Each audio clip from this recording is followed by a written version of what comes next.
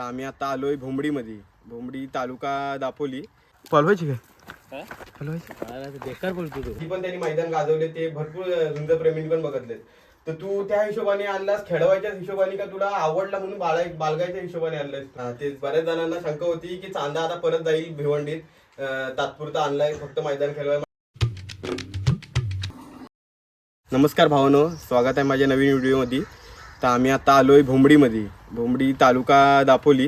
तिथं आपल्या चांद्याला बघायला आलो, जो आत्ता जे झालं भांगरचं मैदान, तिथला जो खऱ्या अर्थाने हिरो ठरलाय चांदा आपला, तो आता भोंबडीच्या बौद्धवाडीमध्ये आहे आपल्या प्रणित दादाकडं. तर आपण प्रणित दादाकडे आलोय, मी आणि ओम आणि तसाच कॅमेरा धरला आहे ऋषी हाटे, त्यासोबत आलोय. तसंच माझ्या ज्या आपल्या चांद्याला आपण जवळ जितकं आलो त्या सहकार्य लाभलेलं आपलं सुजल, ज्याने आपल्याला कालूला दाखवलं. आणि सुजल जे आपल्या कालूला पण त्यांनीच आपल्याला मार्गदर्शन चांगलं दाखवलं. तो आपला चांगला मित्र सुजल, त्याकडे आलोय. आणि आपला हा बघू शकता चांदाचा वाडा आहे, तिकडे दाखव. चांदाचा वाडा आहे, त्या चांदा तसाच त्याला खऱ्या अर्थाने चालवणारा आपला प्रणित दादा पण आपल्या चॅनलद्वारे आता दिसत आहे. या प्रणित दादा, काय प्रणित दादा बरा आहेस ना? एकदम आपला प्रणितदा भेटलेला आहे. त्याचे बाकी सहकारी मित्र आहेत सगळे इथं गावातले. प्रणितदाचा मोठा भाऊ, काय नाव काय प्रणितदाचे मोठे? प्रितेश दादाला पण दाखवतो पाठी. प्रितेश दादा आहे. तसाच तो आहे काय आदित्य जाधव, तो पण आहे. आता आपण भोंबडीच्या बौद्धवाडीत आहोत आणि चांद्याला आपण आता सोडणार आहोत. आपल्या वाड्याच्या बाहेर जरा आपण आलो एवढ्या लांबून, तर चांद्याला जरा सोडणार आहोत. आणि सोडल्यानंतर त्याला आपण मालकाची मुलाखत पण घेऊ, 2 शब्द ऐकू जरा त्याच्याबद्दल काय ते. सुजल पण त्या 2 शब्द बोलेल काय ते आहेत ते. आणि बघू ओम, तुला एवढ्या टायमाने आला. ओम पण आपल्या बऱ्याच दिवसांनी चॅनलला दिसला आता आपण बौद्धवाडीत दिलोय. काय आपल्या चांद्याला सोडायची ना आता आपण? सोडायची ना पर्यंत सोडायची त्याला. आणि नंतर त्याची मुलाखत घेतो मालकाची. मग दाखवतो तुम्हाला पुढची व्हिडिओ, काय बघत राहा.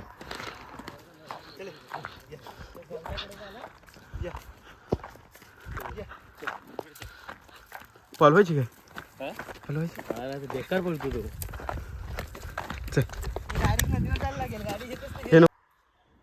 नमस्कार भावानो, आता आपण आलोय चांद्याच्या वाड्यात. त्याला सोडून आता बांधले आपण.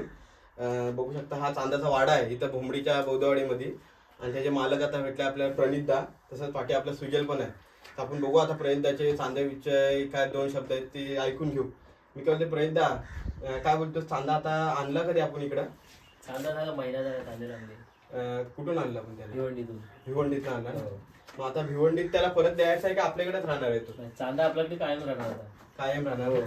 हा, ते बऱ्याच जणांना शंका होती की चांदा आता परत जाईल भिवंडीत, तात्पुरता आणलाय फक्त मैदान मैदानात खेळावे पुरता नाही आणलाय. अजिबात नाही, चांदा आपल्याकडे कायम राहणार आहे त्या चांदा इकडे आपल्या इथं. मी काय होते, ह्याला आणण्याचा तुझा प्लॅन कसा आला? का मैदानच खेळवण्याच्या हिशोबाने आणला का तुला एवढी मोठी? आता बघायला गेलो तर आपल्या झुंज क्षेत्राची मोठी वस्तू दिसते, बारीक नाही राहिला तो रेडा. आणि खेळी पण ते चांगले. मुळात हा रेडा मला भरपूर आवडला होता. ज्यावेळी त्याची मी झोंबी बघितली लाटवणला, मला लय आवडला रेडा. मी बोललो कधी हा रेडा माझ्या दाव्यावरती कधी येईल अशी माझी लय अपेक्षा होती. आणि तो योगायोग आला आणि मला त्याचा मालक तुडील मध्ये भेटला. मालक म्हणण्यापेक्षा तो मालक जो आहे तो माझा नातेवाईक आहे, माझा रिलेटिव्ह आहे. आपल्याला नाव समजेल काय? हा, गणेश भालेराव, वैभव भालेराव. हा, तो आणि प्रेमनाथ पाटील असे ते दोघं भाऊ आहेत. त्यांनी हा मग रेडा मला द्यायचा त्यांनी निर्णय घेतला. ऍक्च्युली हा रेडा आणायच्या आधी मला भरपूर जण बोलले की रेडा पळाला आहे भिवंडीमध्ये, आणि खरंच रेडा पळाला होता भिवंडीमध्ये. आणि हा एवढा रेडा झुजवणं ह्या मैदानामध्ये म्हणजे कोणाचं काम नव्हतं, ते आपण केले. आणि ह्या रेड्याला झुजवल्याने इथून पुढे 100% सुजणार आपल्याकडे. हा, 100%. ते त्याची खेळीच पण इतकी भारी. आणि तुला ती खेळी आवडली लाठवण मैदानात? पण लाठवण मैदानात तुझ्या अंडर खेळलेला का त्या पाटील यांच्या नावावर खेळलेला? तो कदाचित विकास गोगावले यांच्या नावावर होता. बरोबर. पिंपळवाडे यांच्या नावावर खेळलेला. तेव्हा जिथं लाठवण मैदान झालं, आपण पण आपल्या चॅनलला पण आपण झोमी टाकलेली किंवा दुसऱ्या चॅनलला पण व्हिडिओ बघितले असं लाठवणला त्याची कशी खेळी होती. तिथं पण त्यांनी तिन्ही पण झुंज मस्त खेळला तो. आणि तिथं आपल्या प्रणितदादा तो रेडा आवडला. तसं समज त्या भोंबडीच्या मित्रमंडळ आहेत त्या सगळ्यांना पोरांना तो रेडा आवडला. आणि त्यांचा एकत्र निर्णय झाला की आपला रेडा आता आपल्या दाव्याला पाहिजे.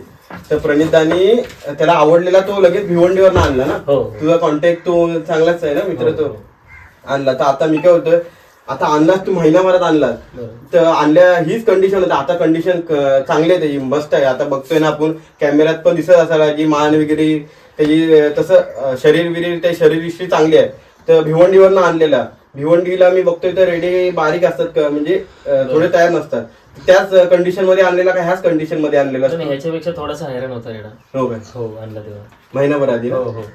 मग महिनाभर आधी आणलास तू, त्याचं खानपान कसं ठेवलंस तू? आता काहीच नव्हता बोलतेस ना, म्हणजे हो. कमी होता, बरं. या कंडिशन कमी होती. खानपानचं कसं तू लक्ष दिलंस किंवा सगळ्या मंडळीने आपल्या? मुळात म्हणजे माझी मुलं आहेत, म्हणजे माझे भाऊ वगैरे आहेत, त्यांनी ह्या रेड्याची भरपूर मेहनत घेतली. आता खानपानाचा विषय चाललाय, काय खायला काय दिलंस आता? हा एवढा चांगला झाले. जास्त त्याला बिवळ्याचा पाला. बिवल्याचा पाला? हो, बिवळ्याच्या पाल्यावरती हा रेडा मी तयार केलाय. हो, बिवल्याचा पाला. तो आता बाहेर आपण टेम्पो पण बघत असला प्रणित त्याचा, तो म्हणजे महिनाभर कंटिन्यू त्या बिवल्याचा पाला त्याला होता, तो टेम्पो भरून आणायचा. आणि असं वेगळं आंबवण वगैरे काहीच नाही? आंबवण थोडंसं खाल्ल्यानंतर नाही तर ते पण खायचं नाही. बिवल्याच्या पाल्यावर आपण बघू शकता की बिवल्याच्या पाल्यावर पण असा ही वस्तू होऊ शकते इतकी चांगली.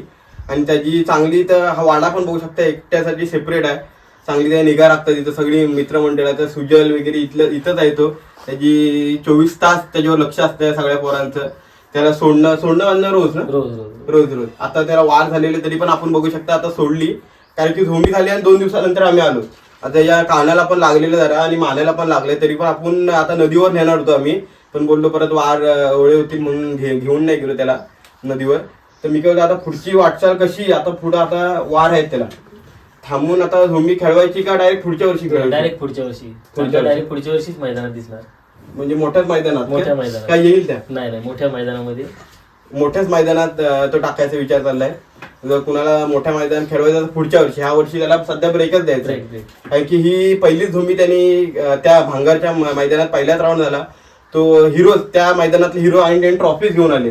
त्यांना पण माहिती होता कसा खेळलाय तो, आणि ती ट्रॉफी घेऊन आले तो. आणि म्हणून त्या हिरो खरा चांदच ठरला आपला. 2 झोंब्या नाही भेटल्या तरी पण तो त्याचा निर्णय असा आहे की पुढे नाही ह्या वर्षी खेळवायचा, डायरेक्ट पुढच्या वर्षी खेळवायचा. आणि ह्या वर्षी बऱ्याच झोंबी पण कॅन्सल होत आहेत. भांगर मैदानात पण आपण बघू शकता की पोलीस आलेले, पण आपली काय चांगलं आपलं उलट की तिसरी झोंबी आपली लागली आणि नंतर पोलीस आले. आपल्या चांद्याची खेळी तरी बघायला भेटली आणि सगळ्या आपल्या मित्रमंडळाचे मनाला पण शांती भेटली असेल काय. आणि बऱ्याच मैदानानंतर आपल्या रायगडमध्ये आपला हा आला, रायगड रत्नागिरीमध्ये चांदा, त्याची पण खेळी आपल्या सगळ्या झुंजप्रेमींना बघायला भेटली. मला पण थोडी कल्पना आहे की लाटवणला खेळलेला तो, तिथंच तुला पण त्याची खेळी आवडली. तसंच लाटवण सोडून दुसऱ्या मैदानात कुठल्या खेळलाय तसं सांगशील आपल्याला? लाटवण सोडून तो शेल मध्ये त्यांनी फायनल काढली. शेल मध्ये? हा, शेल आपला महाड शेल मध्ये फायनल झालेली त्याची. तेव्हा पण त्या भिवंडीच्याच नावावर आलेला ना आपल्या? तो गोगावलेंच्याच नावावर खेळलेला तिकडे पण. शेलला आणि भांगरला हे 2 मैदान सोडून तिकडे खेळलेला. त्यानंतर भिवंडी मैदानात तो बोलते हारलेला. भिवंडी मैदानामध्ये निघालेला तो रेडा आपल्याला समजेल काय कुठला होता?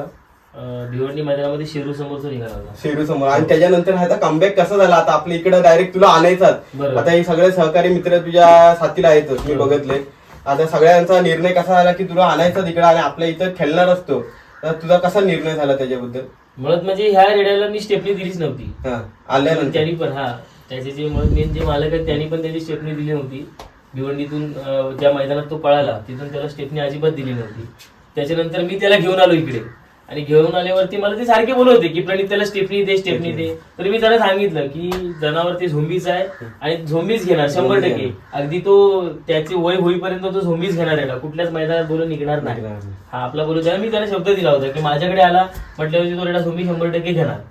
आणि तो त्याचा कमबॅक मी डायरेक्ट त्याला मैदानामध्ये उतरवून त्याचा कमबॅक केला. मी कुठे स्टेपनी न देता त्याचा कमबॅक केला. ही आता पहिल्यांदाच आपण ऐकतोय बरेच हे मैदानात, कारण की मागचं मैदान हरून जे रेडे येतात ती कदाचित त्यांच्या मनात पण भीती असते, पण मालकाच्या मनात भीती नव्हती. त्याला गॅरंटी होती की बाबा हे जनावर खेळणार आहे आणि आपलं नाव असं घालवणार नाही. त्या हिशोबाने त्या गॅरंटीने त्या मैदानात बिना स्टेपनी लावता, काय जनावर हरले का ते स्टेपनी लावतात पहिला 2-3 ते वेळेला ट्राय करतात की बाबा रेडा खेळतोय का, रेड्यावर जातोय काय. तसं न करता प्रणितांनी डायरेक्ट मैदानात उतरायचा निर्णय घेतला आणि नक्कीच यश मिळवलं. ते ट्रॉफी आता आली त्याबद्दलच आपल्याला समजतं किती काय यश मिळवलं ते. आणि झुंजप्रेमींचे मन तो आतापर्यंत जिंकत आलाय आणि ह्याच्या पुढे पण जिंकत येईल. आणि बाकीच्या वाटचालीस तुला शुभेच्छा माझ्याकडून, माझ्या ग्रुपकडून सगळ्या काय. बाकी आता बघू आपण चांद्याला पुढच्या वर्षी उतरू. माझ्या चॅनलवर अपडेट देईनच मी काय. ओके, भेट.